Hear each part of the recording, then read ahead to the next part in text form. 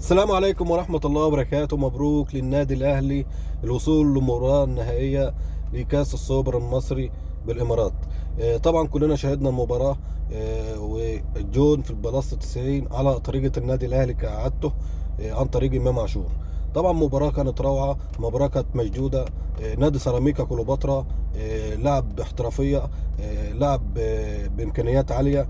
وطبعا ما ننساش الارهاق بتاع النادي الاهلي. طبعا احنا كنا اتكلمنا في الفيديو اللي قبل ده ان النادي الاهلي هيعاني من الارهاق، وهيبقى فيه تغيرات كتير في التشكيله، وده اللي حصل فعلا. مارسيل كولر عمل تغيرات كتير في التشكيله، بنزول ياسر ابراهيم على نزول رامي ربيعه. فكان لازم التغييرات دي تحصل لان كانت اللعيبه مرهقه.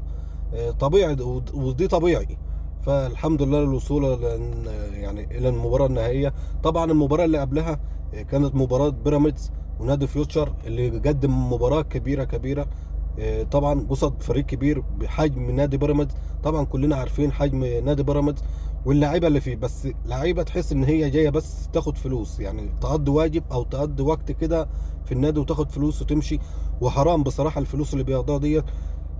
لا عمرهم هياخدوا بطولة ولا هياخدوا بطولة، لان تحس ان يعني النادي ده او اللعيبة مفيش روح.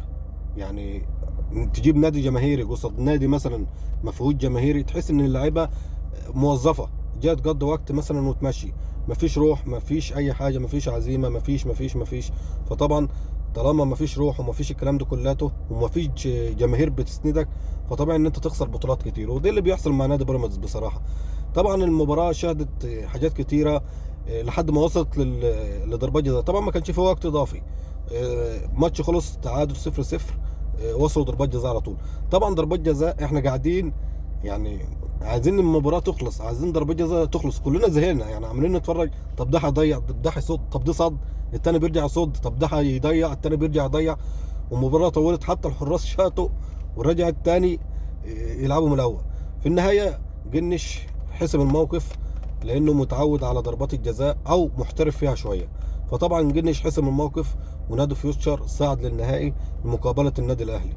طبعا زي ما قلنا النادي الاهلي بيعاني من ارهاق شديد، في تلاحم المواسم، في تلاحم الماتشات، تلاحم كاس العالم. طبعا يعني ما فيش وقت من وقت للتاني. الاهلي بيخلص ماتش بيرجع يلاقي الماتش اللي بعده، فما فيش راحه بصراحه. يعني حتى ان النادي الاهلي يعتزل النسخه بتاع يعني او البطوله اللي عاملينها في الرابطه.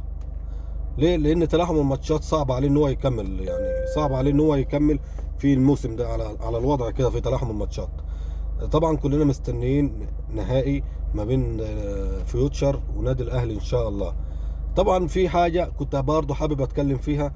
يعني انا بقلب في يعني في الفيس وفي الفيديوهات، شفت حاجه بصراحه الواحد بقى بيتحسر من الاعلام اللي بيشوفه. يعني وصلت بينا ان الفلوس تعمل فينا كده. بصراحه ما بقتش عارف ارد، ما بقتش عارف اقول ايه، بس قلت لازم اطلع اتكلم. يعني بتفرج لفيديو للكابتن مدحت شلبي. انت يا كابتن مدحت شلبي تاريخ، وعارف تاريخ النادي الاهلي وعارف تاريخ النادي الزمالك. مهما يكون نادي الزمالك يعني مستواه وحش، بس ما تنساش يا مدحت يا كابتن مدحت ان هو يعني لا يقل عن النادي الاهلي. يعني النادي الاهلي فارق بطولات، بس ده ما يقلش. النادي الزمالك مليان بالبطولات. هتكلم في نادي الزمالك مثلا 77 بطولة. طيب طلع في يعني اقول لكم ايه اللي حصل مع كابتن مدحت شلبي. طبعا كابتن مدحت شلبي طلع على قناه سعوديه مستضيفين الكابتن مدحت شلبي، وطبعا بينزلوا له مثلا اربع خمس فرق كده. فرقه تنزل ويضيع الفرقه اللي بعدها، يقول مثلا دي لا والتانيه تتشال، هكذا يعني. طبعا فضل الانديه السعوديه على نادي الزمالك. انا اهلاوي اهلاوي وكل شيء، بس تعالى التاريخ، شوف التاريخ يا كابتن مدحت. الفلوس مش كل حاجه الفلوس. عايز فلوس، مش بس مش للدرجه دي. مش لدرجه ان انت تنهي تاريخ نادي الزمالك العريق. نادي الانديه السعوديه جابوا لعيبه كتير، جابوا كريستيانو، جابوا بنزيما، جابوا نيمار، جابوا كل شيء، بس ما خدوش بطولات زي النادي الاهلي ونادي الزمالك. فما تقارنش نادي الاهلي ونادي الزمالك باي فرقه في السعوديه. على الاقل يا كابتن مدحت احترم النادي الاهلي ونادي الزمالك لما يتحطهم في مثلا في مقارنه ومع ضيف او مع مذيعه. قول المذيعه دول ما يتحطوش في مقارنه. انا بتكلم على الانديه السعوديه، يبقى انا احلل الانديه السعوديه. يبقى انا اشيل من الانديه السعوديه، احط الفتح، احط الاتفاق، اشيل من دول، لكن ما ادخلش الانديه السعوديه في الانديه المصريه، لان الانديه المصريه لها تاريخ، بالذات النادي الاهلي ونادي الزمالك، ده قطبي الكره المصريه. فما ينفعش يا كابتن مدحت مهما كانت الفلوس اللي انت بتاخدها في السعوديه تخليك تتكلم بنفس الطريقه. فحبيت اتكلم في النقطه ديت.